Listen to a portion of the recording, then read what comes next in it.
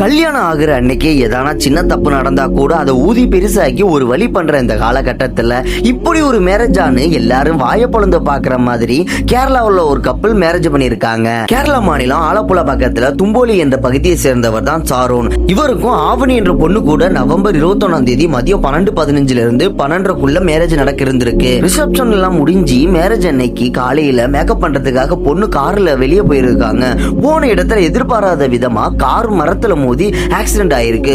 இதுல ஆவணிக்கு கை முதுகெலும்பெல்லாம் பலத்த காயம் ஏற்பட்டு கொச்சியில உள்ள ஒரு ஹாஸ்பிட்டல்ல ஐசியூல வச்சிருக்காங்க. இப்படி ஒரு விஷயம் நடந்தா ஐயோ அவசகுணமாச்சுன்னு சொல்லி மேரேஜ் நிப்பாட்டிட்டு போயிடுவாங்க.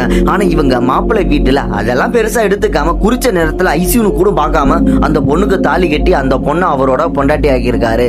இந்த காலத்துல எதானா சொல்லி கலட்டி விட்டுட்டு போறவங்க மத்தியில இந்த மாதிரி காதலான்னு நம்மளை வியக்க வைக்கிற மாதிரி இவங்க பண்ணிருக்காங்க. இவங்களை பாராட்டு நினைச்சா மறக்காம கமெண்ட் பாக்ஸ்ல கமெண்ட் பண்ணுங்க. என்னோட சேனலையும் சப்ஸ்கிரைப் பண்ணுங்க.